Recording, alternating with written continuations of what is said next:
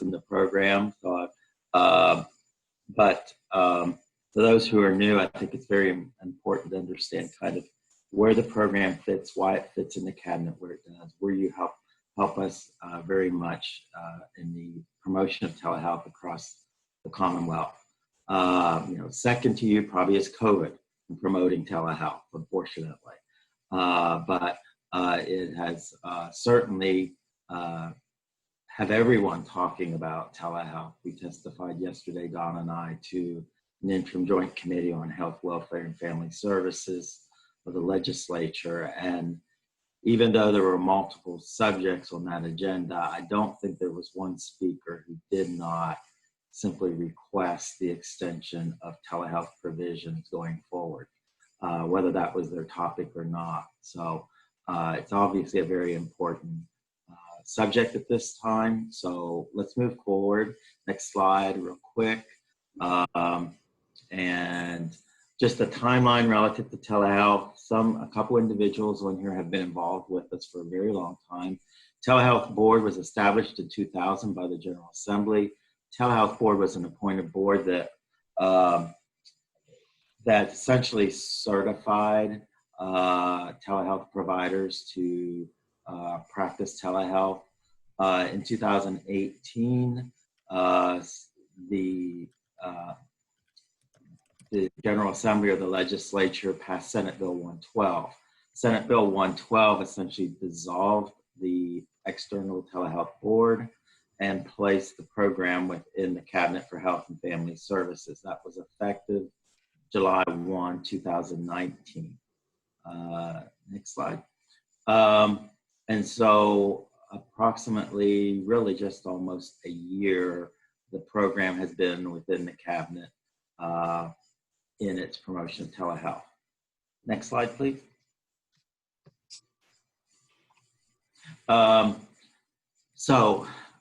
July 1, as we said, the program moved. The Secretary of the Cabinet at that time felt that the Office of Health Data and Analytics was the most appropriate department to place the program. We'll talk a little bit about why that is.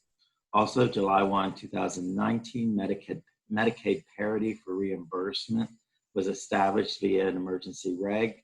At that time, it did not cover necessarily all the services, had a few restrictions. In December 6th, the ordinary version of that regulation, with a lot of input from a lot of people participating in telehealth, influenced the change for Medicaid to be very liberal and covering pretty much all the services. And this is pre-COVID-19. So that Medicaid provides, it could be provided in person, it could be paid at the same rate as via telehealth. In May 2020, I'm happy to say that we added Diana to our staff moving forward to assist us. We're very happy with her being part of our staff moving forward and the specialty she brings to us from hands-on practice of telehealth, instruction, informatics, etc. So July 15th, the recent legislature, that session that met the General Assembly earlier this year, a bill sponsored by Senator Kerr, Senate Bill 123, put a reorganization in place such that telehealth went from a program to a division of a department. May not sound like much, but if you're in state government, being a department division gives you other provisions that you would not have as of just a program. So a division of telehealth services will be established formally July 15th. Governor Beshear signed that after the end of the legislative session. And so in the first quarter of fiscal year 2021, which in state terms, that means July through September, we'll be looking at a division director to head the division. And then in the next quarter, we'll be looking at formalizing a formal advisory council. Technicalities are such that you have to be a division of a department to have an advisory council. Otherwise, you have an interim steering committee, which is what we have in place now. So that's kind of our timeline of, so to speak, evolution of telehealth within the Commonwealth. And we'll go ahead and move to the next slide, talk a little bit on the next slide about the department organization. You can see the Office of Health Data Analytics. There are reasons why the program was placed within the department. One is directly across from Donna Vino, you see the Chief Privacy Officer for the cabinet. Obviously, privacy is of importance as it relates to providing healthcare services via telehealth, telecare, telemedicine, whatever you want to call it, platforms. And so having the advice and the counsel of a privacy attorney in the same department with the program is very helpful. Second, straight down in the middle, you'll see Andrew Bledsoe over the Division of Health Information. Health Information essentially is the steward of the Kentucky Health Information Exchange. If you haven't visited KHI lately, you may want to take another look at it. It has a whole new platform that has been relaunched this year. Very easy to use, very organized data about what you may want to see, immunizations, clinical visits, labs, radiology, etc. If you don't know much about the Health Information Exchange, we are unique in Kentucky, being part of state government, not necessarily a separate nonprofit company, but being part of state government, we are the official public health reporting agency. So by having connections to KHI, you can do all your public health reporting to the various registries, syndromic surveillance, all those types of things through one portal. Plus, as a provider, you're able to get a quick glance at the person standing in front of you and know a lot about their health background. So think about the integration of having up on a screen the health information, CCD, so to speak, broken down by the areas you may want to see, including PDMP data, if you're allowed to see such things, or Casper, as you may know it as. And the patient on the other end of the screen, and they say, I have these symptoms. And you're a provider, this really isn't your patient, so you don't necessarily know them. You may or may not have access to their electronic medical record or health record. So we see KHI as a very instrumental piece in providing better care at the point of service, and that's really its purpose. And then finally, how do we measure telehealth effectiveness? And that's why we have the Chief Analytics Officer, Division of Analytics, also in this department, to look at telehealth and how do we measure its effectiveness going forward? How do we measure this potential savings of having telehealth? How do we measure where we could potentially reduce costs in the Medicaid program because we're not doing transportation, things like that. So it's a good fit, definitely within the department. Very glad to have Donna and Diana as part of the department as we move forward. So next slide. So when July 1, 2019 came, we had in front of us, literally Donna sat down and said, well, here's our statute authority and our responsibility, so to speak, as a department going forward, or as a division of a department going forward. What is it we're going to do? And it is to implement telehealth services, develop standards, guidance, resources, and education to help promote the access to healthcare services via telehealth in the Commonwealth. And that's why you guys are here. Again, we appreciate your participation. Second is to provide oversight, guidance, and direction to Medicaid providers delivering care using telehealth. Medicaid, obviously, because it's the largest health coverage program that the cabinet is responsible to administer, along with some other things like K-CHIP, et cetera. So that is the mission or the authority of the program, eventually the division department. And then we will flip to the next page. Donna and I said, well, where do we start? And, sometimes reaching outward, you have to look inward. We said, well, our cabinet really, and this is pre-COVID-19, isn't using much of telehealth. And we have a lot of programs that make sense: public health, behavioral health, SUD, core type treatment. We have obviously Medicaid and K-CHIP. And so where could we, aging and independent living, where could we use telehealth more effectively as a cabinet, as a state service? And so we sat down with each of the commissioners and basically talked with them about their thoughts moving forward in where telehealth could help make their programs more effective going forward, or more efficient. And so we documented all that, and we're on a path to begin reviewing that now as some new commissioners have come in to the cabinet and looking and laying out plans so that we ourselves are using telehealth, and we are. From the legislative review yesterday, we spent quite a bit of time around SUD treatment, mental health treatment, and Medicaid, and showing how the cabinet is using telehealth, especially during the COVID pandemic. So we did that first, and then we sat and we had 12 objectives. One of those was internal use of telehealth. And then there were 11 other objectives. And when we looked at the 11 objectives, we said, wow, there's you and there's part of me.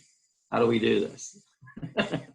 And so in those 12 objectives in total that were laid out, we said, we really need a steering committee to help prioritize, help oversee, to help assist with essentially the effectiveness of the program across the state. And during that time, we established a steering committee. There are 22 members, and as you can read, just the various associations that are represented, the various departments within state government that are represented, cabinets, et cetera, you can see quickly that is a diverse set of individuals, but it is a very good representation of healthcare across the Commonwealth. And just like you, these individuals volunteer their time because they believe in the effectiveness and efficiencies of telehealth going forward. So they are helping us assist with many things, including doing some assessments, informing their various entities of what's going on with telehealth, and helping us identify some strategic direction as we move forward with a more formal advisory council long term. So out of that discussion came the idea of work groups, and we'll flip to the next slide. And you've received email correspondence from Donna, and I don't need to necessarily repeat that, but we came up with 10 work groups. 4 of those met initially in February, and they're continuing their work going forward. We have various leaders appointed to each of those work groups. There are subcommittees on some of the work groups. There has been significant research done around legislative and administrative regulations that may prevent or sometimes allow the use of telehealth, and how do we align those properly so that we can move forward. When COVID hit, and we went through all that research and had calls with every of the licensure boards participating that had so to speak, a prohibition somewhere regarding telehealth or some form of qualification when Health and Human Services federally had lifted those during this time period. It was like doing 6 months of work in 6 days, literally. There were more executive orders and more executive memorandums and more interim changes in administrative regs probably done in a week that state government has ever done, to be honest, to allow the use of telehealth. And so that was very important. And obviously the research and funding opportunities for telehealth and grants, awards, et cetera, is very important going forward. As we move forward, obviously school-based health is becoming a hot subject, et cetera.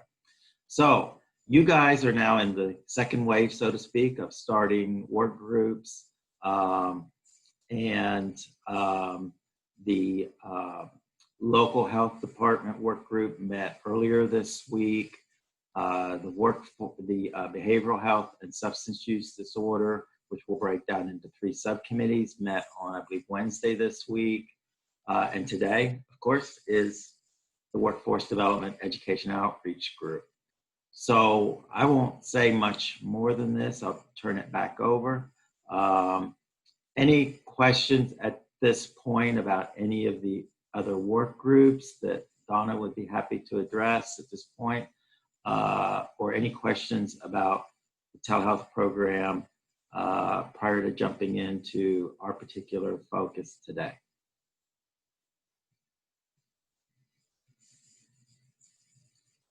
If not, I'm done. Thank you. I would invite you to take a look at the other 9 work groups and see if you would like to be involved in any of those. There's still lots of work to do.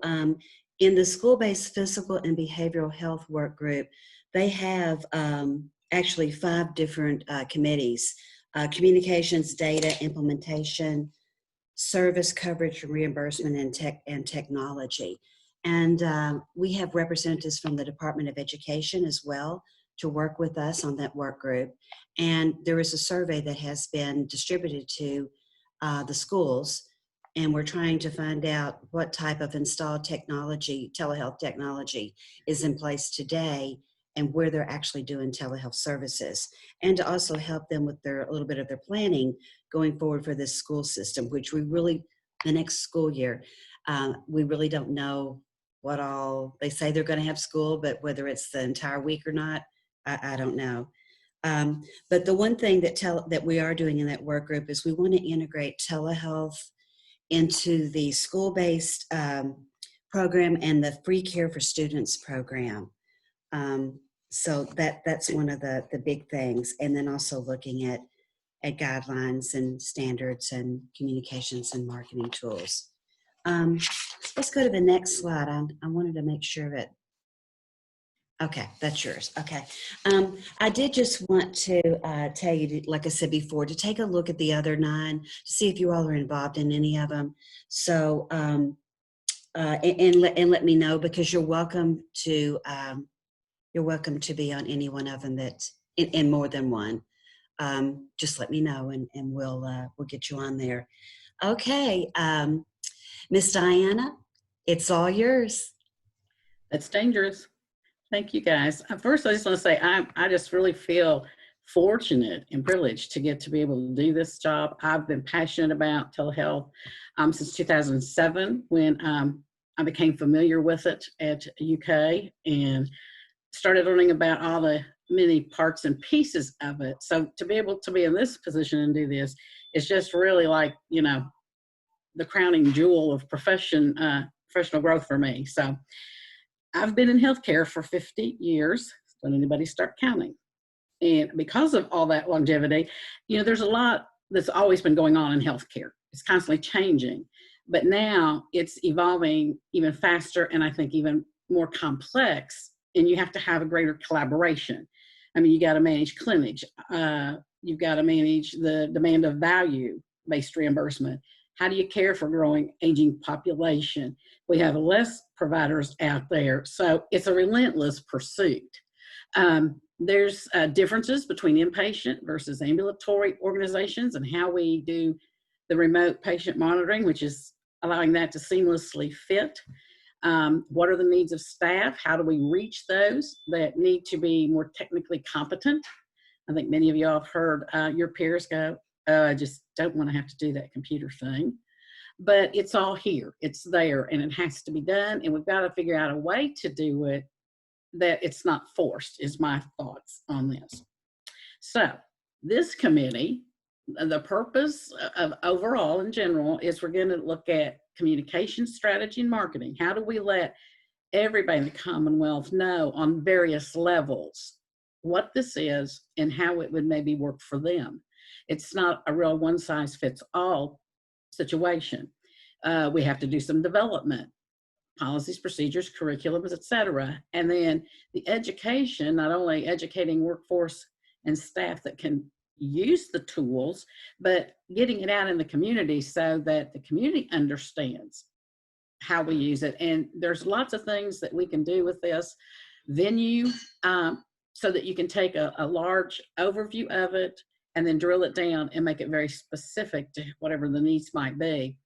You can see the goals there. We need to have a comprehensive training or curriculum program, that you have a workforce that feel competent, they're safe with it, efficient, and we're giving quality care. I think the one thing that sticks in my mind about what makes this different than, say, informatics. Informatics is a tool also, we use it and we document it, and it is looked at and it's very important. But with telehealth, when you start using it, you're actually collecting a fee. You're saying that the quality of this encounter or this procedure process is good enough, or maybe better than, as Dr. Jika would say, that you're collecting reimbursement. So we have to be able to show competency and a consistency as we use it, especially when we're dealing with patients face to face. The other part of this that comes under the marketing and communications is promoting it as an infrastructure for everybody in the Commonwealth, for healthcare providers, patients, consumers, educators. It's not just isolated, we do one thing with this venue. So I think that'll be interesting. When I started working on this, I viewed it from a lens of workforce, the big workforce development picture, drilling it down to education and then outreach. However, the beauty of being a part of this is, as I read emails, looked at things, and saw choices that the members are looking at, perhaps it's more of a workforce development and the education and outreach as the two. So as I go through the slides, I invite you to look about it, think about it. This will be your work group, all the members together collectively. So looking at things and coming up with the ideas of how we want to develop it is going to be something everybody would weigh in on. We will have two different work subgroups, and they'll have a leader in and of themselves, and you're going to be looking at what data to collect, you're going to share ideas, all these things, what's similar, what's different, such as in education, you know, what are the venues that we need to prepare the workforce for? What's the purpose and development for competent users? I know if you're looking at education on just the healthcare side, you're looking at evidence-based research, but education also includes the technical side. And what are the foundations to be competent in using the technology? Outreach, as I said, how do we communicate? How do we get a marketing plan? And are we going to keep it updated? Technology is constantly updating. Healthcare is always being updated. So how do we design it so that we can keep it current?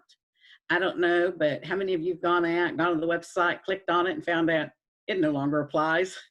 Or you get a broken link or something like this. So we want to be able to look at that and have the measures in place that it is current and usable. If you break them down the way I have and look at it, my thoughts were that there will be even additional subgroups, because education in telehealth is a joint venture between your clinical aspect and your technical aspect. It's multiple levels. What is a presenter going to do that might be different from what a coordinator is going to do, and how does that compare or contrast to a provider? And how do we put the education out there? Do we do it online? Do we do videos? Do we do coursework? Do we hold conferences? There's just a plethora of opportunities. Right now, there's several states, and I have the data, and I'll share with you guys later on as we get together about, you know, modules and how different states have used this. Also, one of the things I noticed is the comprehensive curriculum, instead of having it isolated. Is it something you guys want to look at and put together where it follows a continuum? For years, we've tried to look at this and say, okay, we need to educate nurses. Well, that's true. But my thoughts are, we need to educate all the healthcare disciplines. because all of them in some aspect are using the technology, maybe just not in the same way. So you're looking at practice guidelines, standards, and from the technical side, you're looking at there's a health IT playbook. Is anybody familiar with that besides me? And I became familiar a couple of days ago, that actually shows the different levels when you're looking at health IT that parallel the same thing from a clinical perspective. So how do we match those up? I think those are the things that we're going to be able to dive deep into, and I have a feeling everybody's going to find something that they're very passionate about. From the education or from education to outreach, what's going to be the focus? Who do we reach out to? Are we going to have a focus with population or disease management? How many of the resources do we have out there to pull in that will work together? Just as Robert pointed out, your informatics is another adjunct of telehealth that makes telehealth become more efficient. If you have the informatics out there, the EMRs, et cetera, then you now can move seeing your patients a little bit quicker. The AHECs, which are our education centers, how do we do this? And then what will be our brand? What makes us stand out in the Commonwealth as we use this in the marketing of it? So lots to do. Basically, it's teamwork. It is something that's collective. It doesn't stand alone, or it isn't owned by any one particular entity. It's not real proprietary. So that's the thing we're looking at now and helping everybody in the state become more familiar. I thought this was kind of cute from Henry Ford. As we know, there's still Fords out there and they're still in the marketplace. So once we get this going, we will be contenders that really, I think, can impact overall the quality of health that each of us render in whatever aspect we're tasked to do. Again, this is my perception. It does not mean it's what we end up with at the end of our committee or our work group. We may change this around, but I thought of it as, education down one track, outreach down the other. This is where you guys will weigh in. The planning and action it's very multi-leveled also, but basically we're going to take this workforce group and we'll divide it out. And then you're looking at all the things that it takes to put it together. What size do we want in it? What's the evidence? How much needs to be backed by research? And then the goal being that we put it all into action. I have every reason to think we're going to win. We're kind of going to be like the little, the Army guys here in this, or Navy in this picture. We just all pull together. And then I think what we see at the end will be something we can all take a little bit of satisfaction in. Our tasks, now these are right out of the attachment I sent to you guys. These were developed by the steering committee, okay? If we do anything with these, I'll be your liaison, right? And we'll see about changing them. If you did not get this attachment, please let me know. I will send it to you. Right now, we're going to focus on what are the deliverables. What is it that the groups have to put together collectively? And then I will take all that information. I'll sit on every subgroup, compiling your information, and then we will present that to the steering committee. I think two of the things I highlighted there, I think we're looking at, if we're looking at outreach, what's the recommendations to redesign this Kentucky Telehealth Program Network information? How do we put it out there? What's it going to look like? And then what are we going to be doing for curriculum? What do we look at? And how are we going to impact that? So here's where we are right now. We've all assembled.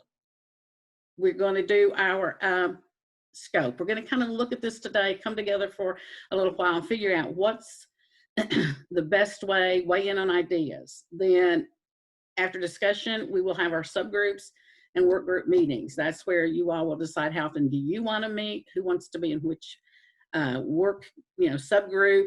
Where's your passion? Where do you have your strengths and weaknesses to match up? Going forward, we will track where we're doing things, and then eventually you want to do deliverables to the steering committee. So let's talk just a little bit about this, quote, steering committee. It's an interim committee. There's 20-some members, as Robert pointed out. We are going to be doing work groups and have leads. It is soon going to be its own standalone department. Our due date for the first set of deliverables, whatever they may be or how encompassing, will be for July 21st. So that gives everybody an idea of when do you want to meet, what do you want to pull together, what can we get done between now and July 21st that we'll hand off. Basically, it is a hot topic now. From my perspective, I'm glad to see, I'm not glad to see the necessity that drove it. I'm glad to see it's becoming more of a focus and how can we use it. So we're at a time where we can, I think, have support and champions that will make a difference. It's creative and innovative. Telehealth, you can do a lot of things with it. So it's a wide open field. What are we going to do with? And I particularly like the last one. I mean, you can't stop the waves. We can't stop what's going to happen in our environment that's going to change healthcare. It's been going on forever. It's dynamic, nothing static about it.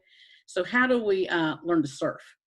How are we going to surf and help our peers understand and use this to provide the best of care and quality care to all individuals, that even if we're the ones that are receiving it? So it's a big task, but I think it's one that'll be exciting and we can get some real satisfaction from. So I've provided references just for any of those who would like to go out and look at things, sort of deduct things on their own to pull back into. I have other resources that I'll share with particular work groups as you need them. There's our contact information, should you need it. And we focus a lot, and I'm guilty of it, on the clinical side. But as I said, I've had 50 years of clinical. I've had 20-some years of technical. So just in taking this task alone, I went out and found out that the Office of the National Coordinator for Health Information Technology, they have a health IT playbook. And from that playbook, if you go to the patient engagement section of it, it parallels along with your clinical. It's just taking the clinical aspect and putting it into technology and how technology can make it expand. So it's a lot broader, and there's a lot of things out there, but now's the time to stop and pull it together so that we can make it effective and sustainable. So I'm excited to work with all of you. I'm just really fortunate. There's a lot of you on here that are just phenomenal in your fields and areas. So I'll be the vessel. You just send out the ideas and the collaboration. Questions?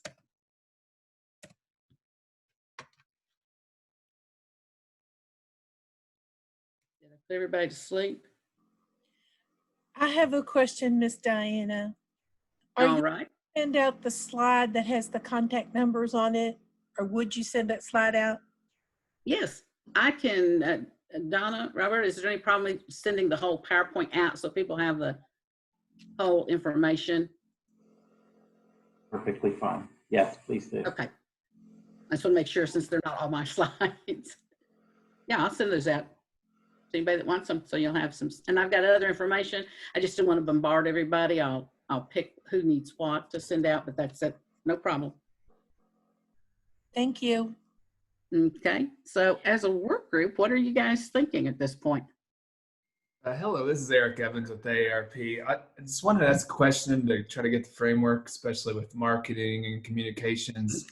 How do you see us obtaining funding for marketing and communications? Would it be state government funding, or would it be, for instance, telehealth companies funding the marketing? How do you see that? I'm just trying to figure out how AARP might be able to jump in on that and help out. Not for sure. We don't really have a program specifically designed for that, but that might be something I can toss up to our folks at National. But I just wanted to know what what your thoughts were on that. I do know that a lot of your vendors, that's a way for them to get sort of free marketing, is if they partner or say, hey, I think that's one source. I think there's grants. I think there's dollars out there that we just don't even realize that we can tap into. I based that on, my capstone was based on funding. And I worked with the Department of Defense, and how much funding and all the things that we put out there and people apply for, how much of that entire dollars, and it was like millions of dollars, actually went to teaching or providing information for technology in the healthcare realm. And I think, if I can recall, because it's been a few years back, there was maybe 10% of those dollars that were distributed to that. Yet we say it's important, but how do we do it?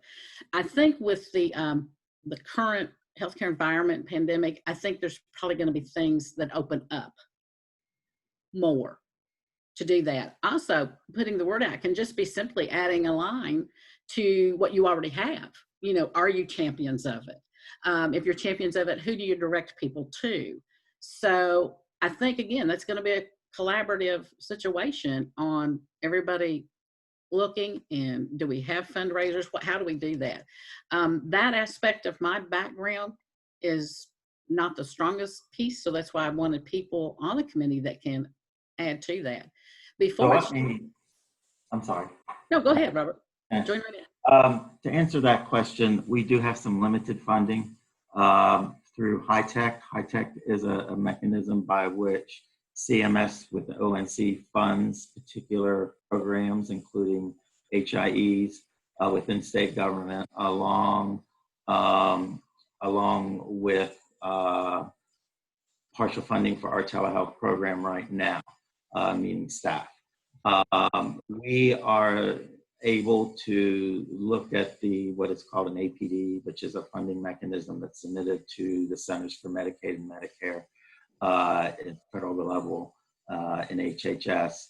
And we are looking at a small reserve of marketing dollars that have not been consumed by Health Information Exchange that we will probably apply to telehealth.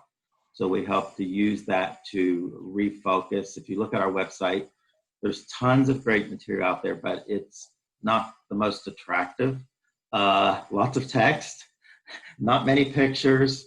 We'll probably employ Diana's skills in putting some nice pictures out there. She does so well with her presentations that emphasize what the words say. But we'll be revamping that website with some of that money. And then we have in the past worked with the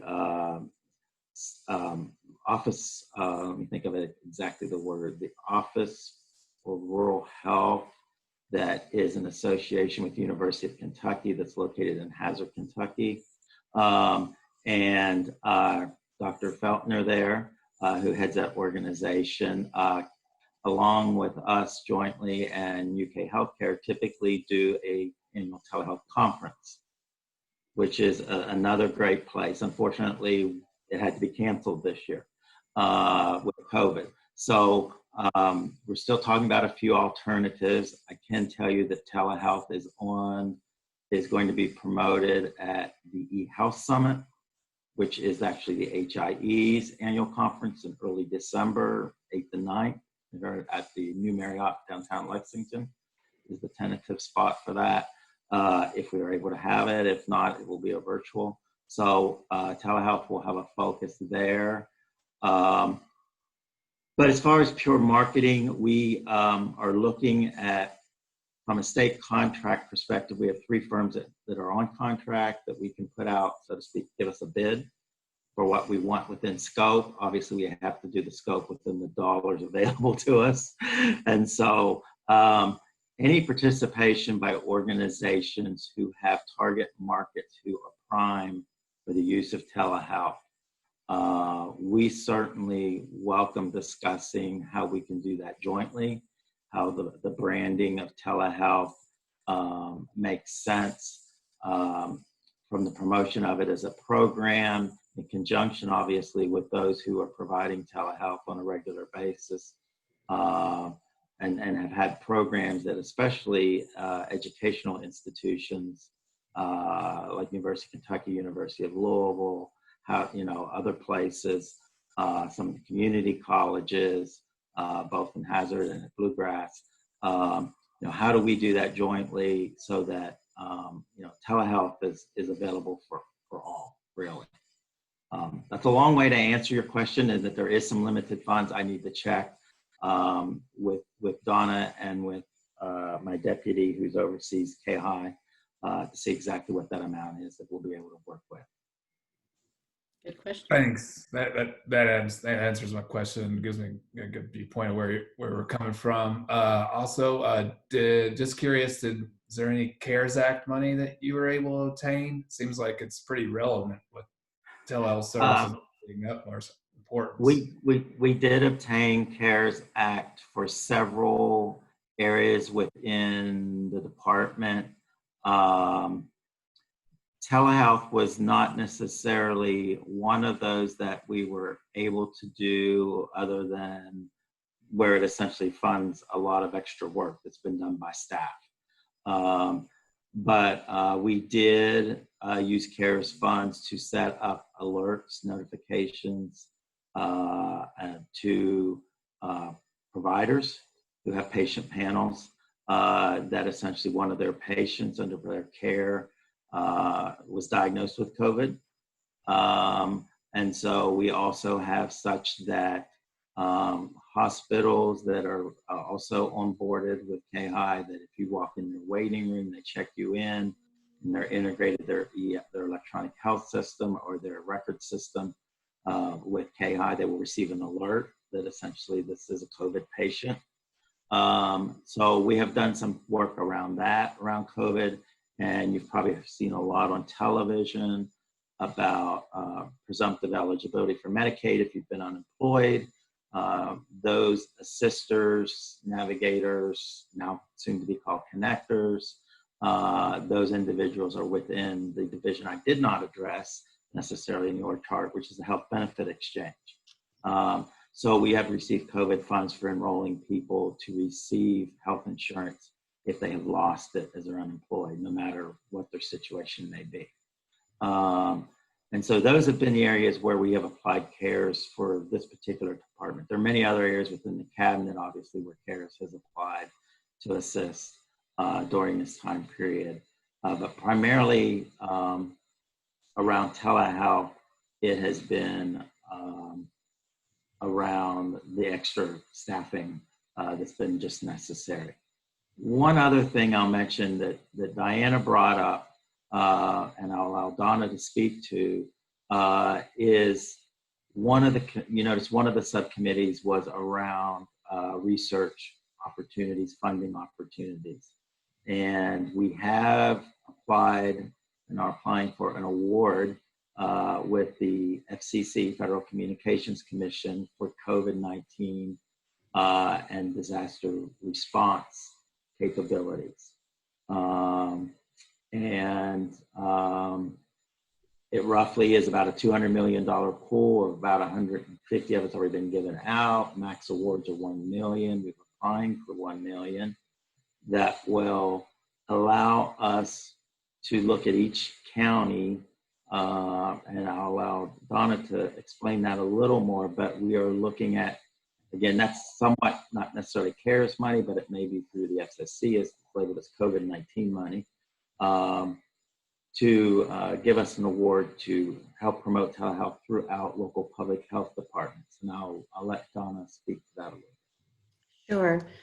We looked at our health departments because they're located in every county in the state. It's a foundation piece for building this connectivity that's needed in the state.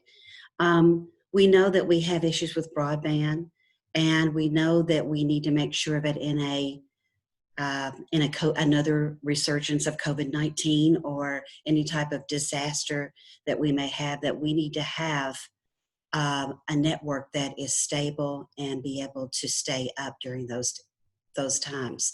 So our application includes connectivity for each health department and district health department to have access to AT&T's FirstNet emergency network.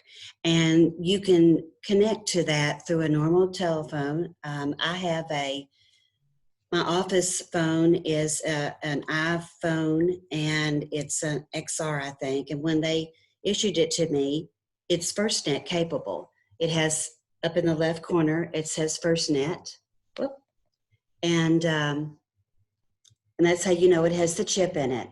So when you have a device such as a phone, or you have a device such as a laptop or an iPhone, for instance, or any type of monitoring type devices, you would be able to have continuous access to the disaster and emergency areas that you need to contact, whether they be the emergency departments, whether it would be the public health emergency center here in Frankfurt, or just, contacting one county to another county.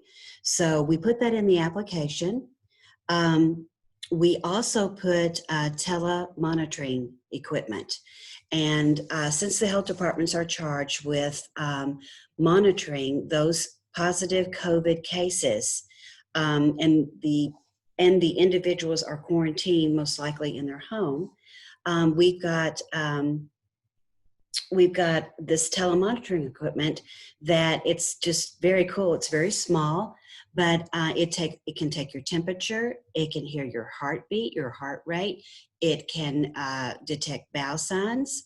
It has an otoscope on it, so you can look in your ears. It has you can look in the throat area as well. And so we're going to be, if we get funded, we're going to be having one or two of those devices in all the independent and health centers out in the county, out in the state. We won't have those in the district offices because the district offices are more or less administrative offices. So we're going to be experimenting with that, and Diana's going to be helping us with the actual training on that equipment. The equipment will come in at the state, and it will have to be configured. We'll have to make sure that everything is taken care of that needs to be, and then it will be, as we go out, it'll be taken out to the sites. There also is another device called a D10 monitor, and it looks like a flat screen monitor that can fit on the wall. It comes in 27-inch, 55-inch, 75-inch, and it's actually Zoom ready. It's a one and all device. It's got a computer in it. It's got a camera on it, speakers, and all you have to do is get a Zoom license for a room device. And that is available. We've given one of those, or we've identified one of those in every location in the state for the health departments. So they can be put in the conference rooms for disaster huddles, or they can be used, if there's not a disaster, they can be used for reaching out to do diabetes education, to sign up people for the HANDS program, to do follow-ups with the WIC program. I can go on and on, depending on what kind of services the health departments have. They can be used really, literally for every service. So we focus this application on COVID-19 and disaster preparedness, but they very well know that this equipment can be used for other services that are provided. So that's an exciting thing that may take place in September. But as Robert said earlier, it's a $200 million. I think actually it was CARES money, but they had $200 million, and I think they've about exhausted at about 132 to 150. So they feel like by the middle of July they'll have all of the awards made. We're coming in late to the game, but I will tell you that all the ones that I've seen have been awarded so far. I have not seen any state program that has included all health departments. So maybe if they see this project they may find it interesting. I don't know. We'll just have to see. But we're not going to stop here because we actually took a while to gather a lot of information. And so we have that available to us for future grants. And I do know there is one in October that I'd like to look at, and that is it revolves around broadband. And it will actually help fund the first mile. So the mile from the health departments or the agencies or the individuals' homes to the internet provider. And we're looking at Kentucky Wired, because Kentucky Wired already has that middle mile already mostly wired throughout Kentucky. They don't have everything turned on yet, but we've been meeting with them. Jamie Link is the executive director.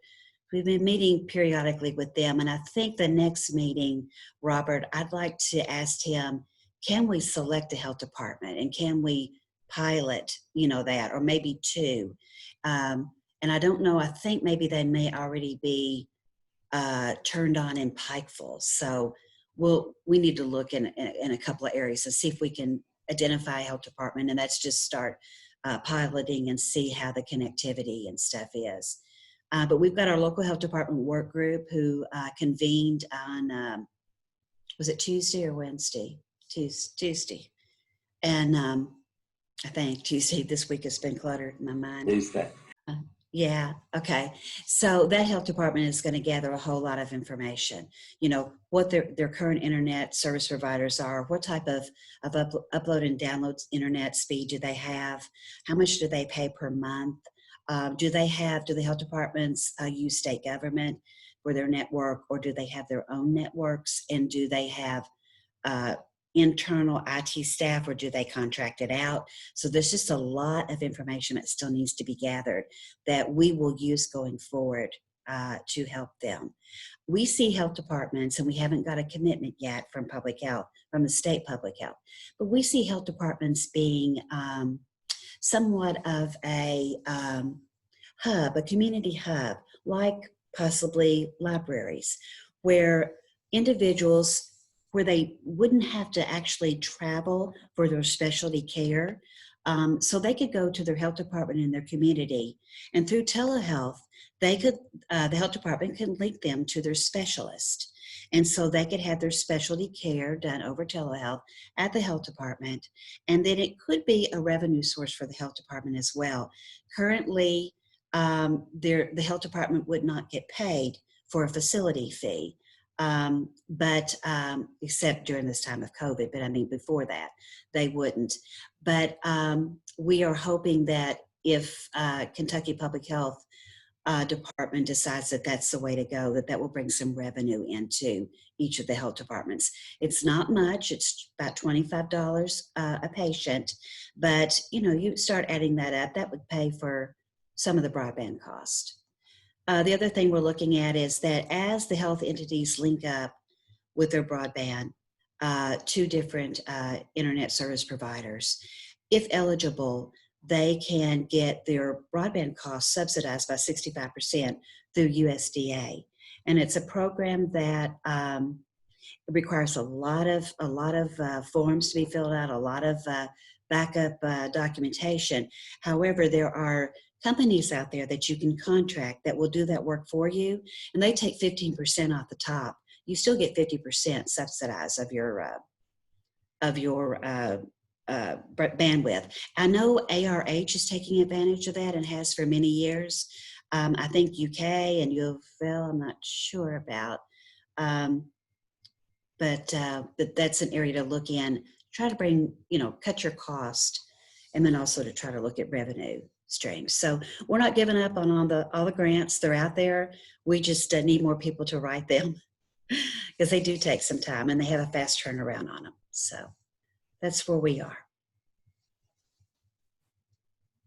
It's really that village mentality to really bring telehealth as a venue fully operational to the benefit of individuals. It takes a lot of input from different levels, different people, different backgrounds. And that's sort of what I'm looking forward to with this work group. Not necessarily scratching what everybody's done out there, but taking what everybody's done at this point and pulling it together, fixing, can we do something streamlined to free up and not have duplications where everybody can say, okay, we can go here. And when I go there, here's what I need. Also, a good repository for the consumers and patients. If they know where this site is, they may go to this site and see, oh, yeah, my doctor's at U of L, and they have something specific at U of L. So then they're led to that website that says, yes, here's the providers we use. Here's how you get into our system. How do we use this? Same thing at ARH. They may not want to have it. It may not be as effective if you have all these little bitty individual things out there, because it can get missed.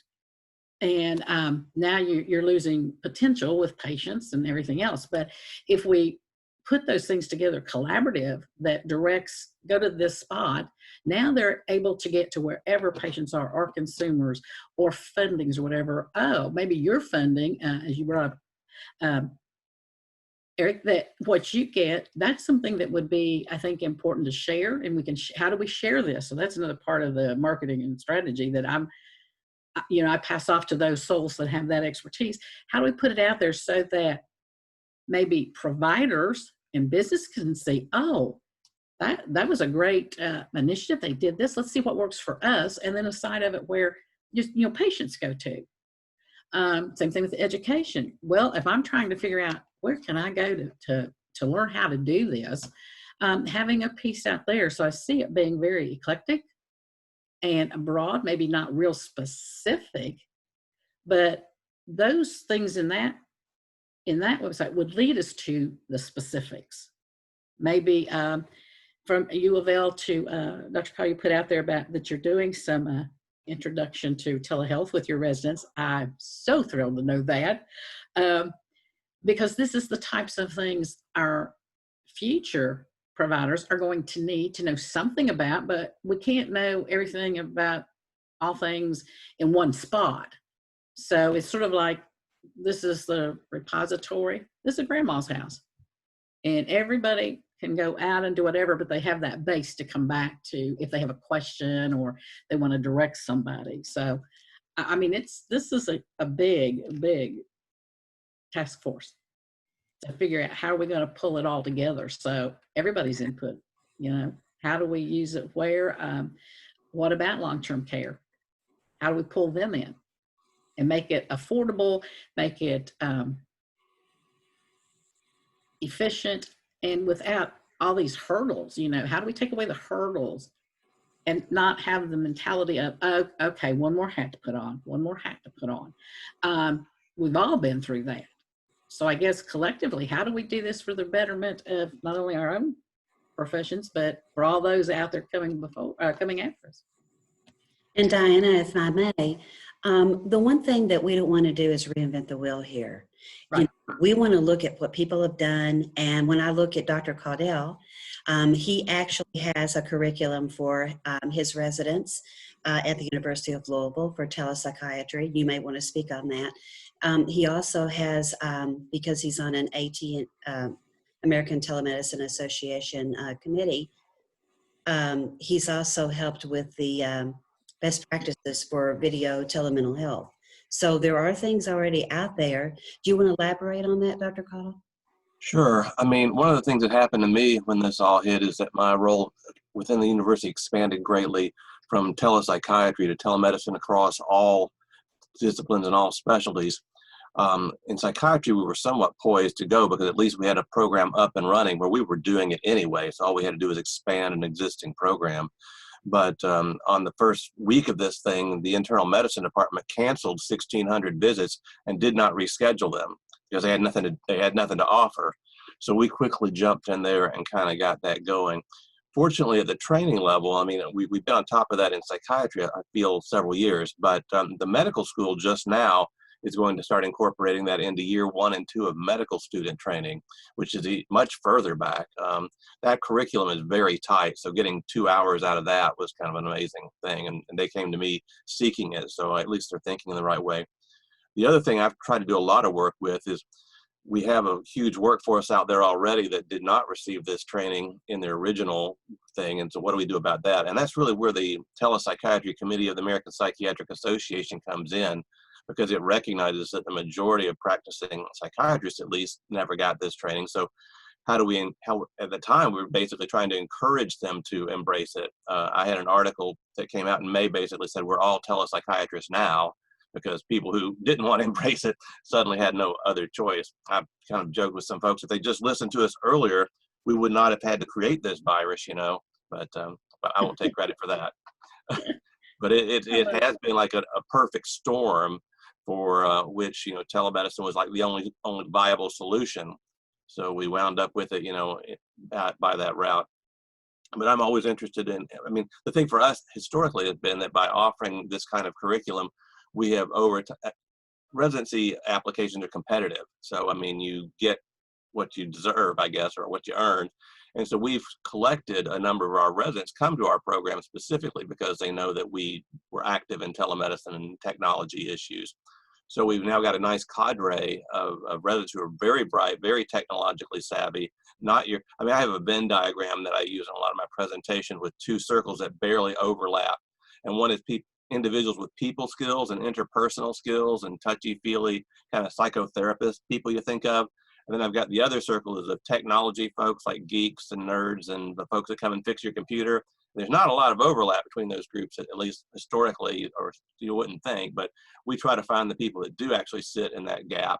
And that's who we've been trying to recruit. So as they go out into the workforce, hopefully this will be easier. It's a resource for Kentucky, really. Many of them will stay in the state.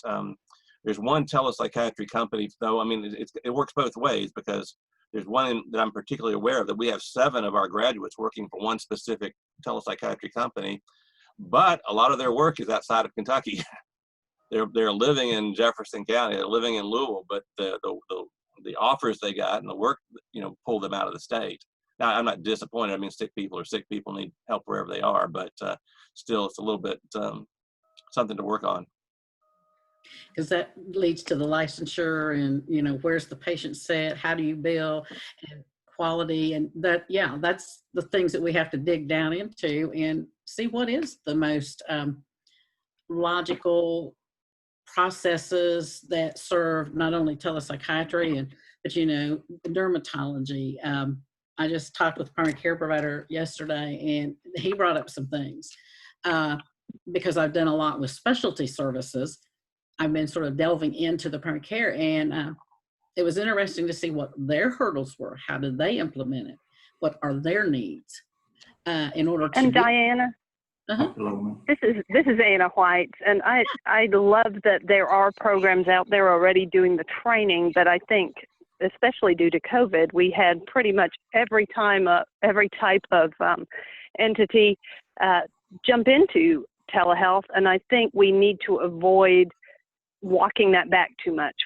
It can't be a formal, you have to do 6 weeks of education, get the certification. I think that's the big fear on the provider side is we're doing it already. We just need a little online help.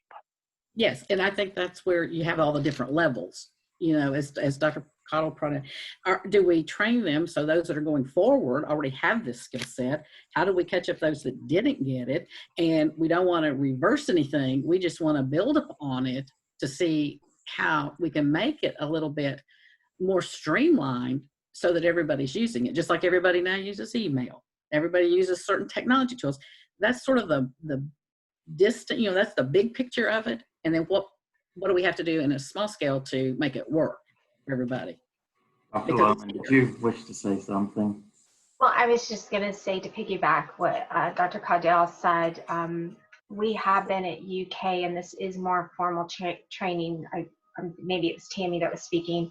For the past 4 years, we've been cranking out speech-language pathologists that are trained in the use of telehealth through a federal grant for that. So we have that curriculum done, and we now have an interprofessional graduate certificate in telehealth. And it is that more formal, but we are training at the pre-service level, right? So we're trying to get people out there, but we do have that interprofessional scope and sequence of a curriculum done. We have right now in our first cohort 6 different healthcare professions represented that are taking that are both graduate level and professionals. That's offered online in the evenings to accommodate work schedules. And it is geared for individuals that want to go out and truly be experts across the board. So we do across lifespan, across settings. The goal was to make them go out and be able to start programs and be able to work interprofessionally for that. So I just wanted to throw that out there as some resources that we've already started to develop, pulling from the literature. And then we also have a lot of research associated with that, from our speech language pathology training with all the data we've been collecting there, and then what we will be collecting through this. Also looking at the interprofessional, and another piece that's part of that is looking at implementation science and really teaching our students to look at barriers to why people may not adopt or be using telehealth. So not just the how, but what would keep best practice from occurring. And so that's a facet of that that we're offering too. So I just kind of want to throw that out there. And also kind of, Donna, to yours is, I don't want to get us off topic on that, but talking about the health departments and some of our research with families with children, they are really interested in libraries. They would go to services at libraries, more traditional medical facilities, like I will say public health departments, they were not that interested in. So when we looked at some of our adults in a study we did with their children, they said that's a very inviting environment. There's a local one, and these were very rural areas throughout Kentucky. So I just wanted to put that out there for down the road, that might be a place to look at. Sure. We had met with Commissioner Keith Jackson over in the VA, and we talked to him about several things. One was the possibility of putting equipment in the libraries. And, I think the D10 monitor that's all equipped, making it very easy for connectivity would be something that would really be a good device to have in a room that offers, that's secure and that people cannot hear what's going on. So, yeah, you're right. I think I did talk to 2 libraries that already have done this, and then there's others that want to pursue that. So we will keep that on the plate as well. And this is Anna Whites again. We also have a group working with courthouses to see if they could use their old law library rooms and maybe provide a public space there too, because most of the courthouses do have good internet. They're ADA accessible, and they're safe because you have the screening at the front or law enforcement there most of the time. And we're hopeful. I can't promise that, but working with a former Supreme Court clerk, and she says she has lots of ends. So we're hoping that might also be another option for a site that is available even when everything else is shut down. Keeping patients in the community, it helps them, connect instead of having to travel to their academic medical centers or wherever they go, especially if they're Medicaid patients. I mean, it is an enormous amount of money that Medicaid pays for this actually, it's a contract between Medicaid and Transportation Cabinet, but the Transportation Cabinet contracts out with all of these transportation companies, and it's just an enormous amount of money. I said, if we could have 10% of it, we could do a lot with this program. But keeping those people in the community and being able to really, stay focused with them on their health care, it not only helps increase access to care, it also helps the patient. Can you imagine having to get into a car or a van and go 3 or 4 hours one way and come back and do it again? I mean, I just would. That would be terrible, and especially if you had patients that were autistic or had some behavioral issues or whatever. That would be a little difficult. So so we're talking with public health about that. We will talk about the libraries and try to get to some people there. And Anna, keep us posted on the courthouse rooms as well.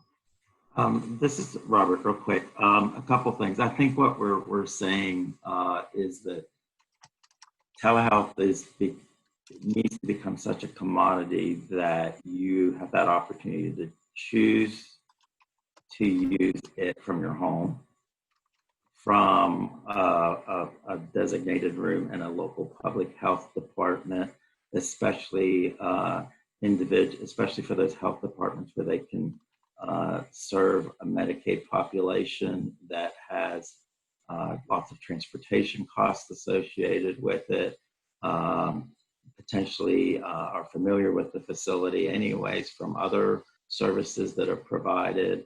Plus then, Medicaid commissioner has been willing to work with us over the next year or so to look at, does it make sense to have a facility fee provided for that person who needs a monitoring session with a specialist 3 hours away. So we see that. We see libraries, as has been mentioned, is a comfortable place multiple times for people to go. And it's interesting about the law libraries. I assume you may be talking about Susan, Anna, and what? Yes, Susan Clary is on our committee, and she said Awesome. She pointed out that there's a mandatory fund for courthouse monies that go to every courthouse, but nobody uses books anymore. So now it's pretty much an empty room. And if that room could be used and wired for patients or even providers to use, that would be handy. And again, not to replace the home, but in cases where the home doesn't have broadband or the patient can't do private counseling in their home because mom or dad or a spouse or a child is there, a safe place that's wired that they can go that's free to them to access the care. And so we're crossing our fingers on that one. Yes, and in the courthouse, when I was deputy CIO in the judicial branch at the AOC, we spent 12 months literally connecting all those courthouses with adequate internet access because they're literally the computer systems were moving out of the courthouse, being centralized.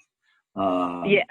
And so they do have very good connectivity in the courthouses.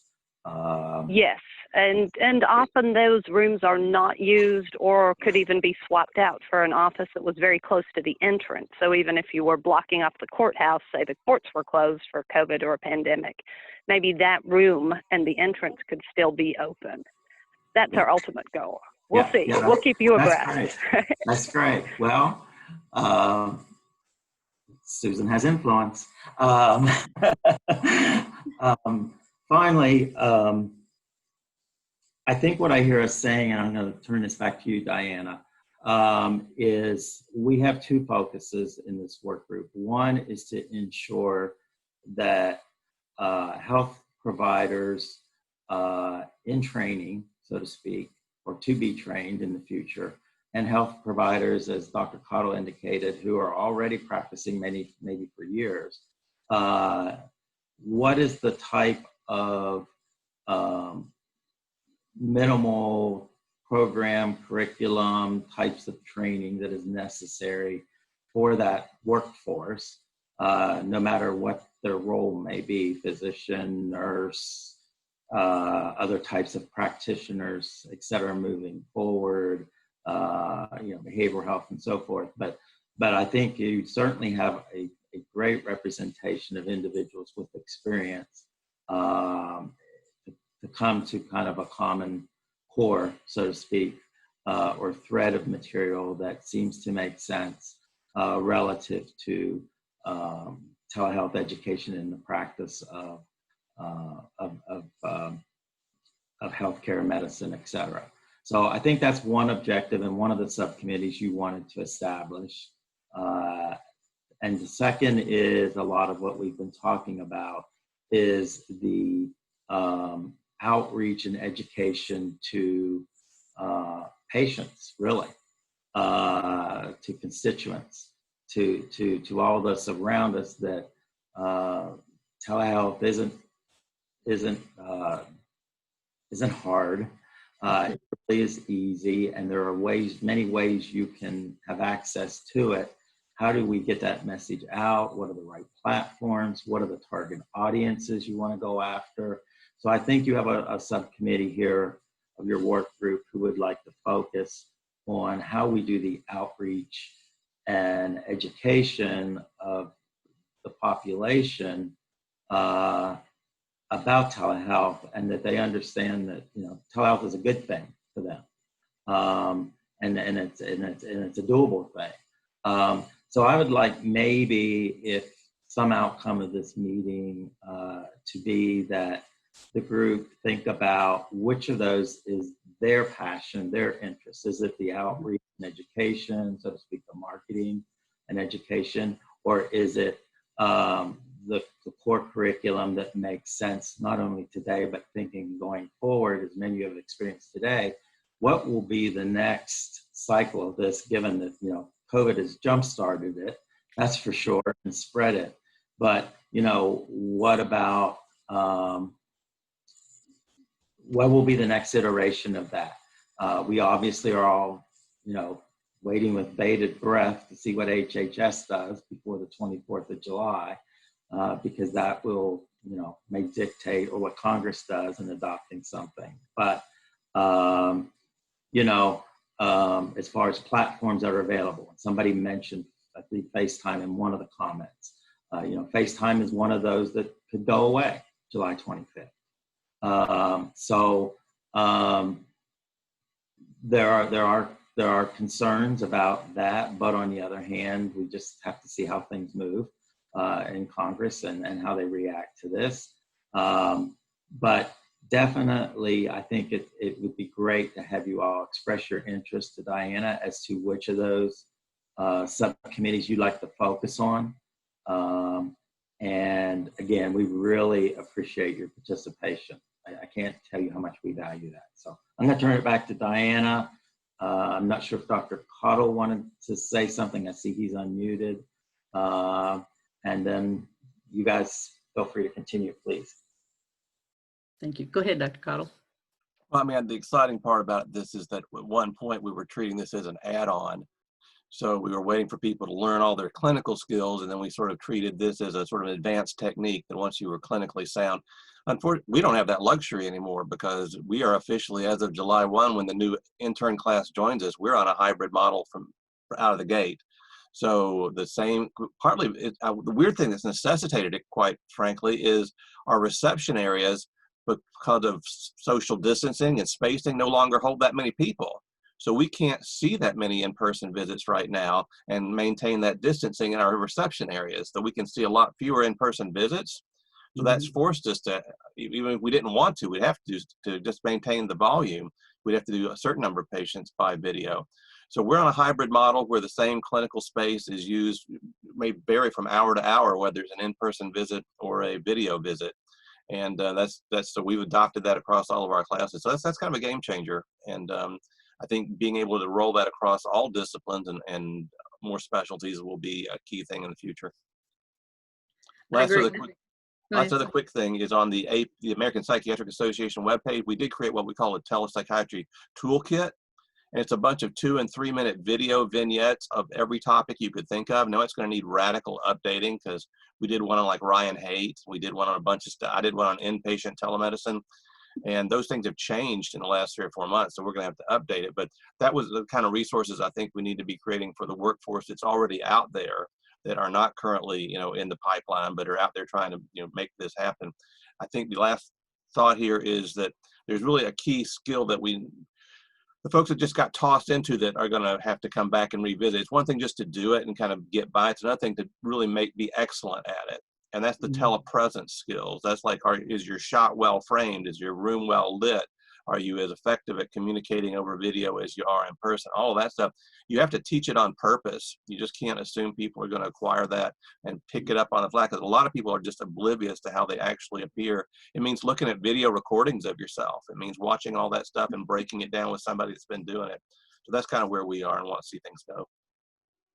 I agree. And one of the things too, that just because of what I've been doing in the past, you have to have a general basis. And I think that's what Anna White was getting at. You can't make it to where it's just unattainable or it's specific to one or the other. There's a generalized thing, such as the telepresence. What is your lighting like? What do you do? Do you realize? Are you watching nonverbals? All of those things. Then you have to go a step further with it, and that's where I think you can kind of start breaking it out. A cardiologist, for example, you have to be able to have. They're not going to see any patient that I know of and not be able to hear the heart rate. They want to hear those heart sounds. There are ways to do that. So that brings me to what, like Amanda was saying, and then. I think using a variety of specific areas, because our option is, okay, so if we're going to do telehealth, we're going to make it real generic, and every home has to have the capability to hook their patient up or themselves up for a cardiologist with a stethoscope or a pulmonologist with a stethoscope, or don't know any of that, because with telepsychiatry, that's not a tool that's absolutely necessary. Or do we look at these hubs? And I liked what she brought up, because that's what I think in my mind, and that's why I'm so excited to hear everybody's thoughts, is like a public health department or a library or courtroom. So there's 3 entities. Maybe that's where you have the equipment. And if it's specific to cardiology or something, now and it costs to cost and expense. They would need to go there to see a specialist. However, with psychiatry, and I've hit up against this more times than I think about, their biggest thing is the security. You don't want somebody out there and you're doing an evaluation or assessment that there's any possibility that could be a breach in the internet. And we all know that's almost an impossible thing, but that's where teaching the IT side and teaching the providers, not going to vendors, because that's marketing and sales. It's like going to the car lot, okay? But what can IT partner with you and say, oh, this is where we're looking at security and how do we identify something quick, et cetera. It's very multidimensional. But when you put the pieces together and then go from here's generally what we have to have to now what's specific, that everybody's able to use it with some degree of comfort. There's a lot of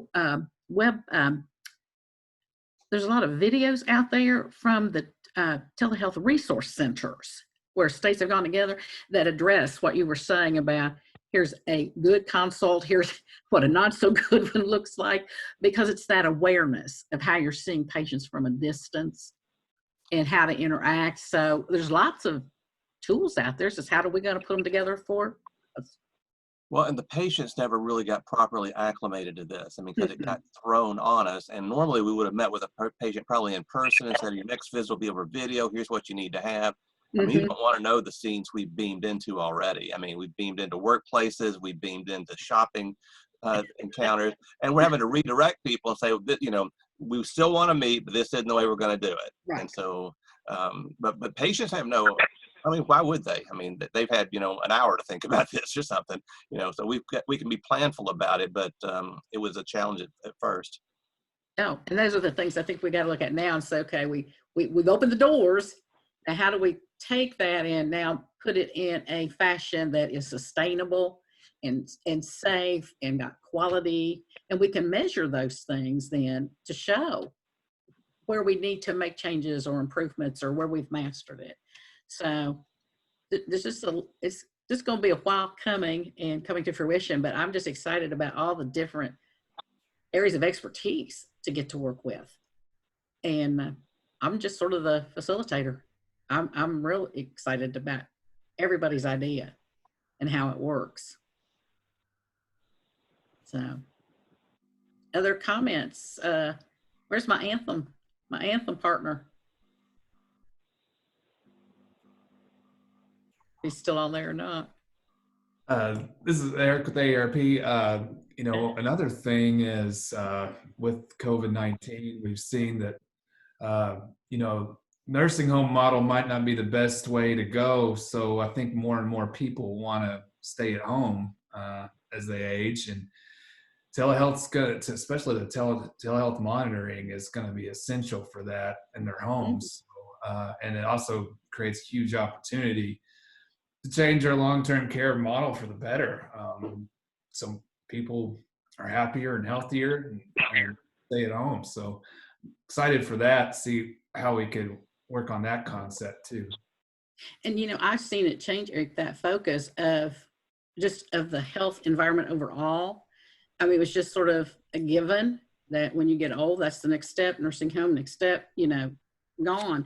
And the whole focus now is about keeping people well. You know, it's a wellness focus, not a sickness focus. And if you're going to have them well, then what do we need to do to help them? I mean, things do happen as we age. That's generic. We all have to deal with or die young, I guess. But how do we do this? And see, there's so many things out there. I don't know if you're familiar. You might be interested in going out and pulling up Maple Knoll. They are a continuing care facility that partnered with University of Cincinnati in their biomedical technology departments, and they put sensors. They just did a trial project, sensors in homes versus the lifeline if they fall, because that can sort of be like, I'm now, you know, down to where I have to have a pendant around my neck. And though it's got a good reason, but they started working with sensors so that in these specific homes, if a individual were to fall or not be upright, there's sensors that would let them know, and then whoever's monitoring can call and check on that individual. And there's just so much out there that we can pull from that I think that will help everyone in all of their domains. But you've got to plan carefully and keep moving it forward, because there's no way to back up. So how do we do this to address, like Dr. Cottle said, you know, you've got to have some quality. I think Dr. Loman pointed out, I mean, it's in every modality. It's not in any one genre. Touching kids and being able to help them with their communication disorders, it's just phenomenal what all we can do with it. So I don't want to reinvent it. I want to see everybody have some part of it that really stands up for what we need as a whole. So I'm just grateful for all of you on here. Okay, so I'm looking at the chat, and Beth Fisher would like to be on the marketing and outreach. Okay. And Dr. Cotto would like to be on the curriculum. And as we go up.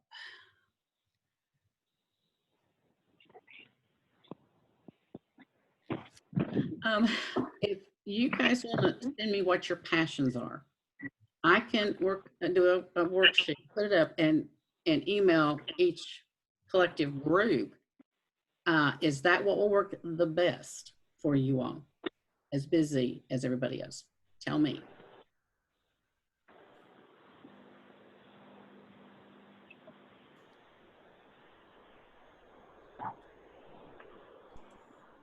And you can think about what your passion is, but it's a lot of information at one time. I think you already know. This is Barb. I'll do anything you need me to do. Being a master. You're breaking up, Barb. I can't hear her very well. I said I'm used to being a jack of all trades and master of none. So just wherever you need me, that's where I'll be. Okay, well, Barb is in long-term and community care, so you're addressing the very issue that Erica talked about there. What do you feel like in all this would benefit not only your facility for long-term, but anywhere with long-term? Are you seeing a need for education? Are you seeing a need for the marketing? Are you seeing the need just for outreach? Is there any, and think about that. I'm not putting you on the spot to answer now, but think about that. I think there's several things, but looking at what you can take and be on to share ideas, information, and then start even looking at how you want to implement them. There's going to be other, I'm sure with COVID, there's going to be other long-term care facilities that are going to have to be looking at this. Like say, why, how can we see them there safely? What would it take? It's a whole lot easier not to subject someone older to other viruses, other issues when they are traveling with other patients. So it's safer for them to be, you know, closer home.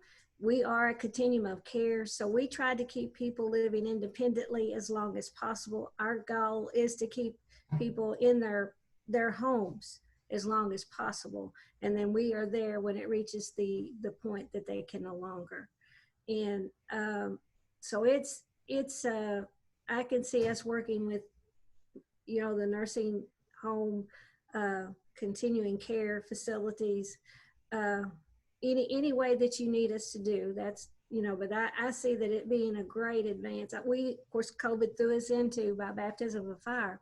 So we had to teach some of our elderly residents how to present themselves and how to talk to the screen.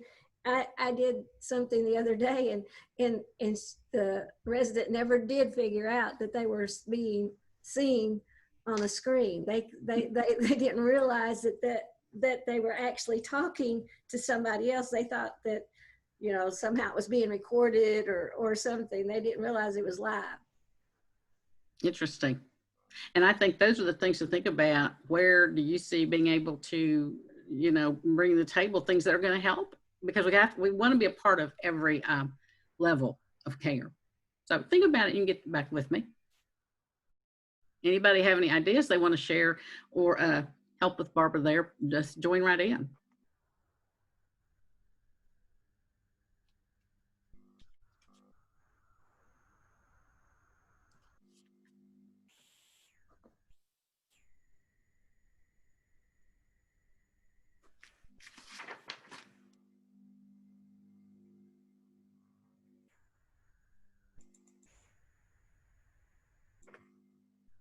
So you're sending them to me.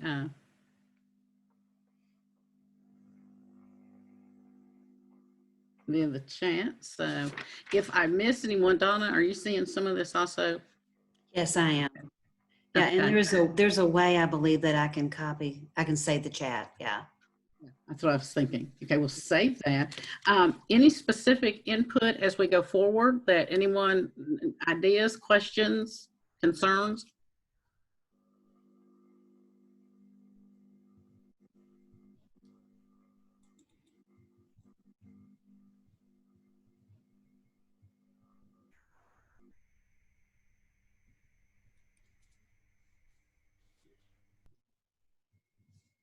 Are you still there, Sean?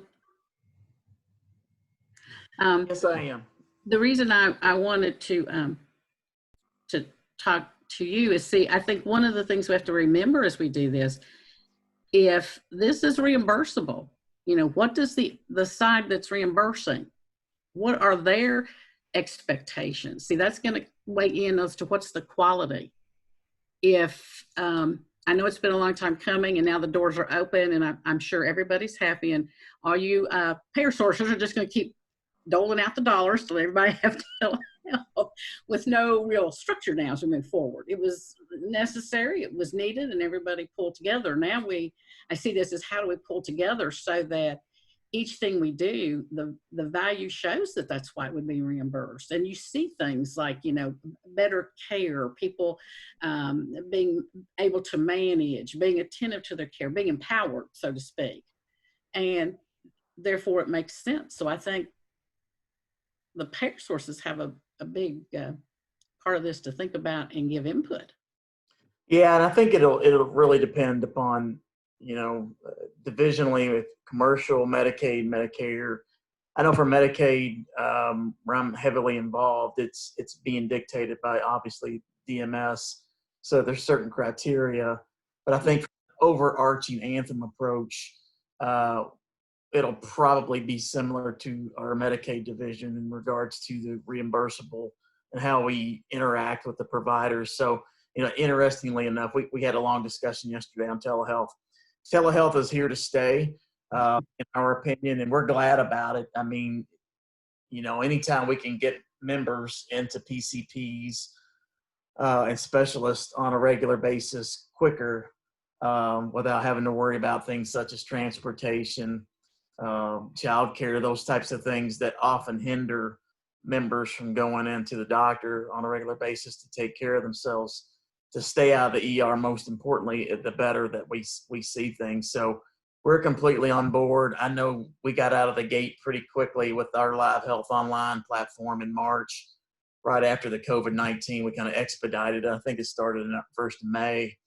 And we've seen over 1,000% uptick just in the Kentucky Anthem market in 2 months. So that tells us, we were quite surprised because we had this thought that, oh, it'll take our members forever to learn how to do telehealth.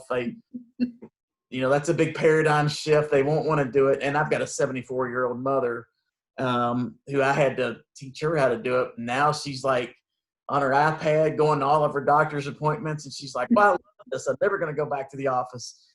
So I think for granted some of the IT pieces, and we thought it would be more challenging and people would not adapt to it. And what we've seen, at least in our company, is that's not true. It's been very adaptable and people have grown to like it and they're using it more often than we thought. So I think the big challenge is the things we've talked about is we've got to have the tools. We've got to have the internet broadband pieces, especially for Eastern Kentucky where it's a challenge. And I love the ideas of the libraries for the public health, those types of things. We've even talked about school systems, putting it into school systems, especially for the children younger than 18, to have a room to be able to take your child to a telehealth facility. But it's also faith-based organizations. Some of our larger churches we're working with and partnering with. Why are we not utilizing our faith-based churches across the state of Kentucky who have thousands of members often and who are open basically 6 to 7 days a week? So I think we've just got to continue to be innovative and look outside the box to where people feel the most comfortable. If I don't have these tools inside my home, where do I go on a regular basis? And that may be the local grocery store in our small towns. So we just got to be innovative. And I think from our perspective, we're all on board with it. We'll figure out how to reimburse all those types of things, the details on that later, but it's not going away. Just like COVID's here to stay, telehealth is here to stay from our perspective. And how do we make it very quality driven and accessible, and everybody's got their degree of comfort for what they use it for? I like the idea. The churches hadn't thought about that, but some of the larger ones, and they do have video equipment. So it's not like we're having to create something brand new for them. Is that an area where, say, a patient would be more comfortable going than somewhere else? So now at least they're being seen, getting done. And I do know with Kim, if you're still on here, Kim Pruitt, with nursing, there's a section of nursing, you don't hear much about it, that deal with, spiritual nursing, where they're just looking holistic. And I mean, that might be a fit for the, the providers and for the patients going to specialists, and especially rural areas, like you said. So I just think it's endless what we can put together and think about and begin to drill down to and put out there. Dr. Longman and Dr. Cottle, what do you think about see an entity? I hadn't even thought about that. So wonderful, Sean. For you've got children or you've got people with behavioral problems being seen in an area like their church. I hadn't even thought about it, but they have a room, an office that could be secured. It gives people the options. And it I'm thinking it takes the burden off of every provider's office for feeling like they have to have this. They have to have this business part of it and equipment. Maybe that is not the case. Maybe outside the box, using those resources, libraries, health departments, churches, where it can be done safely and securely. We've done a lot of visits to parked cars lately. I'll say that much. So, I mean, because people get in there, they close their door, they feel private. And, occasionally we've had to tell somebody to pull off the road, because we're not going to conduct a session while they're rolling. But if it'll work, the church will work. I think a lot of it, and this was also a question for you, Sean, looking at when you're collecting your satisfaction data on your patients, are you disaggregating that even to look at service? Because we tend to think of telehealth a lot from a medical and Robert, you're more like we are with rehab, a consistent. But rehab is a different animal than I go see my doctor because I have a cold. In rehab and mental health, it's a weekly basis ongoing relationship. And so I think we have to look at that differently than maybe seeing a specialist one time a year and how much I would tolerate telehealth. You know, like in some of our studies, we found, and I'm going to speak from a rehab perspective, that families, if you put too much of the burden of getting materials together for a session with their child, they don't want to do it.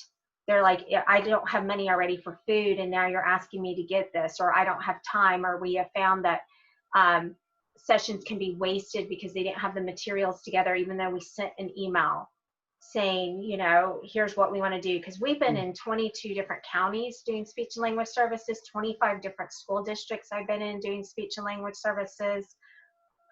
So I think as we're talking here and we're talking about our consumer groups and we're talking about our training, we really need to start kind of parsing out by what is similar across some services, where it might be 2 times a year a specialty, when we're looking at relationship and marketing versus an ongoing sort of relationship, and even what is part of the ongoing, like in PT, OT, speech path, we need a lot of devices, we tend to be, or we'll need materials, or we'll need heavy digital, like in speech path. I need heavy digital to keep my kids engaged, or my kids with autism. You know, we have special needs, or our kids that are severe communication complexities, and we have devices that they're communicating through, and that's multiple cameras, so I can see their device and they can see mine for that. So I guess that's one thing I wanted to throw out to the group as we're talking about marketing, right? Is really getting that consumer, because I think depending on the service, they're going to see what would work differently for them for that. And then I also think there are many things that we see are common across our training programs. And probably if Dr. Caudell and I looked at our trainings, we would say all of these and our competencies are the same, you know, and then here are a few things that deviate from that. But I did want to throw that out there. And also when we are thinking about consumer satisfaction, being clear, our deaf and hard of hearing populations, those families are doing some real resistance on this. Particularly when we start getting into sign and you get into broadband and what's the delay. Our kids that are deaf and hard of hearing and really need to see our mouth and really hear those high frequency sounds like shh, can't hear them. And then cochlear implants aren't mapped. So I'm not trying to get in the weeds. I'm just trying to show you that it's, you know, really thinking across what telehealth, because a lot of times you'll go get yourself mapped, you know, in the otolaryngologist does the implant, like a cochlear implant. This would be the same for adults, but he's done. He might see them 1 time a year, and then it goes to the audiologist for mapping. And then really it falls on the speech language pathologist to get that child talking and listening in language. And that's the primary provider in that family's life. So I think really thinking very broad in the consumer groups and satisfaction and locations. And then I'll throw out one more location, because you mentioned grocery stores, and I agree with religious organizations. Mine is my dream. My husband and I ride Harleys. So we have been every nook and cranny of this state. And in every nook and cranny, there is a Dollar General. And I want to build a shed on the side of all the General Dollars in the store, because they have to have internet to be able to do, you know, do their payroll and all of that stuff. So I want every Dollar General. That's my dream, to have a room that people can come get health care. They are everywhere. It's like, I'm from Florida, and we'd say it's like roaches. Roaches are everywhere. And I don't mean that disparagingly to Dollar General. But anyway, so those are just some of my thoughts. No, you're right, and it's all about, we have to go where the members are and meet them where they are now. It's a paradigm shift that, you know, this world's been shaken pretty drastically. So, you know, we take for granted a lot of times, because I have a home and I have vehicles to be transported, but for the majority of our Commonwealth residents, a lot of them have those day-to-day challenges where they don't even have the fundamentals of living and activities that they can do those things. So it's a real challenge, and you'll see a tie from some of those same individuals. They have higher comorbidities, obviously, as well, which is a concern for us. So what does that look like? And we have to do better at talking to Kentuckians to find out what this new world will look like. You know, we're basically about 6 weeks into telehealth, so we're trying to track a lot of the statistics and learn as much as we can, as fast as we can, to quickly adapt and be nimble But I think we still have to be out on the ground. We have to stay tight with the state, with the public health department, with DMS, the cabinet as well, because you guys are seeing and hearing things on the ground that we often aren't. So I love this work group because it brings all the factions together, and we can work together and not be in an adversarial way, which I think, historically it's always been us versus. It can't be that way. Yeah, when Don and I presented to the legislature yesterday around the Medicaid, not only the regs that were changed in Medicaid to accommodate telehealth, but also we took a quick look at the claims that were paid. And we all know that claims sometimes versus clinical records take months, 3 to 6 months before you have a good picture. But we took just both fee for service and MCO paid claims. And the MCO claims January, February, March that used telehealth as the vehicle for providing the service were right around $1 million. April, May, June, and of course we haven't finished June yet. Over $32 million in claims paid by Medicaid using telehealth. So that's what, a 3,200% increase, just crazy. But as you said, it is here to stay. And I think, figuring out how those populations who in many ways may need this vehicle most to get their health care, is part of what we have to look at when we think about our outreach and education piece of this committee. One of the things as we move forward to look at funding opportunities, we will want to partner and collaborate with different agencies. And so as we start to look at where we're at and what grants we can respond to, we'll reach out to you guys and see if you want to partner with us.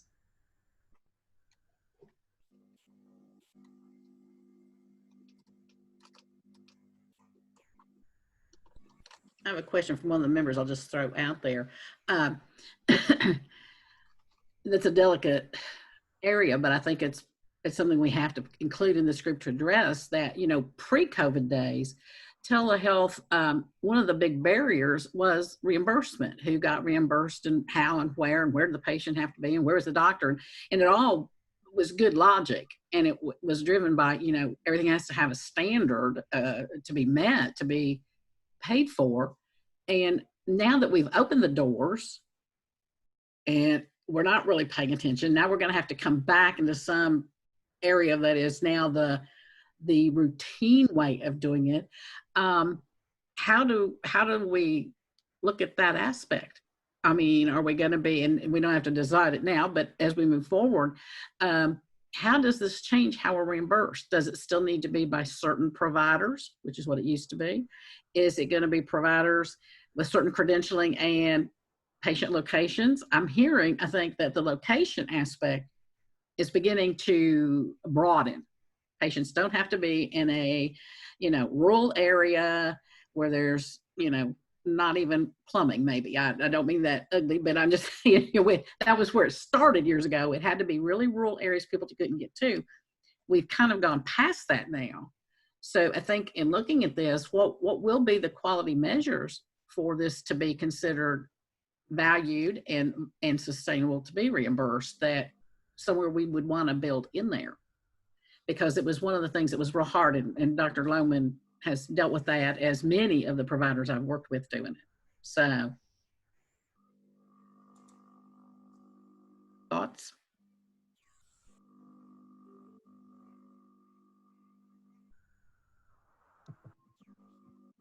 I think it'll continue to be defined, to be honest with you, by probably all the federal agencies and state agencies, Diane, based on continued feedback, what's working well, what's not working. Ultimately, it should be driven by the providers, at least in our opinion, because, day in and day out, they're the ones talking to patients and members.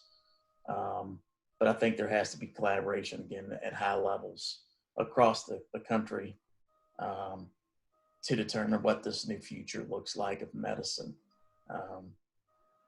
So I think too, I don't think, Sean, yeah, it also needs to be driven by research. And I mean, I think, yeah, like, to your point, this would be a prime time because we have so many people doing services in so many different locations to put together, like, IMSC not being a location issue, but a feature issue, to where we have this with our children. We can do different measures where I can go in and analyze your environment.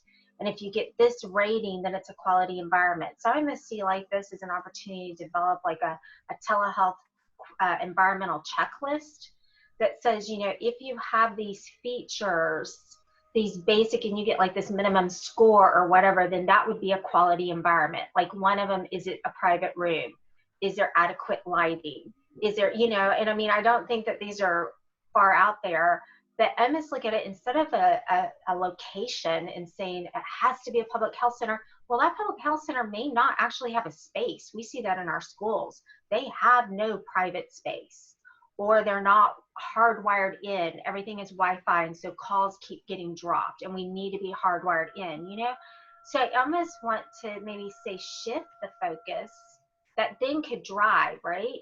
And you have this checklist, and you have all these people out there doing this. So if you put together something and ask them to have, like, Sean, your clients fill it out, the patients, you know, like what was your background or whatever, and rate your healthcare provider, because many healthcare providers are at home where their background is all cluttered and maybe the dog is barking, you know, they're not working in optimal. And then the healthcare provider rate the patient and what was going on in their background and how well did they think it went. I mean, I don't know. I just think this is a prime opportunity to help answer some of these questions, and truly a policy driven as much as possible, because I understand the financial, by having some real evidence-based tools that say it doesn't have to just be an arbitrary location. That location needs to have these features. And if it meets that, then maybe it could be a location. yeah, yeah, and I agree. I mean, there's certainly concerns. Big concerns we have are, you know, the access to the broadband and ensuring that HIPAA is, you know, regulated, and no one's hacking into a telehealth visit, those types of things. Unfortunately, we have bad actors out there, and we certainly want to make sure that providers and the patient has security. You know, that gets really complicated, and there's a lot of things we've got to flesh out and work through. So interesting times, but exciting times, I think, in healthcare. I agree. We're at our point. How do you want to take next steps with us going forward with this group, and what do you see happening here? I think what I'd like to do at this point, some of you have already given me feedback what groups and where you're interested in. If you haven't done that, fire me out an email. I will start building those subgroups, categorizing it. I'll send out the PowerPoint that we had to everybody to have, and I'll do a summary for all the members to look at. And then I'd like to see if we could possibly maybe at least reconvene in even a small group or something next week or the week after, just so we have some tangibles to hand off to the steering committee. If you have ideas or input, please send those to me. I'm also thinking if everybody is able to do OneDrive, looking at a common area for us to all exchange documents and to see so that we're not flooding emails. So I will work on my side with what our parameters are and then reach out to everyone about that. So expect some emails coming, and feel free to reach out to me with anything that comes up. I'm just very appreciative of everybody that has volunteered their time to be on this. If I didn't get you speaking this time, it will the next. So everybody have a great Friday, and you'll hear from me again. Thanks, Ken. Thanks all. See you. Thank you. You have a great weekend. Thank you.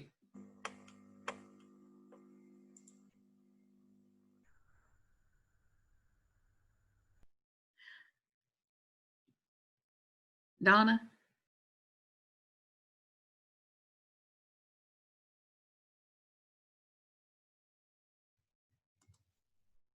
You did a fabulous job. You're kidding. I felt like my mouth was dry and I'm like, bleh, bleh, bleh. That's why I always have water. No, Well, I have coffee here, but I'm gonna start carrying water, putting more yeah, in here. no, you did. And you've got these people really thinking. Well, that's what I wanted them to do. I'm just, Yeah. I'm your vessel. I'll take your Yeah. information, but, and some of it, that's what we've been fighting against all along. Other parts of it, people are kind of quiet, but I was hoping to keep people in there to think about and then give me the feedback. Yeah. I'd like to get a hold of Connie Ryan. Tammy had to drop out for another meeting.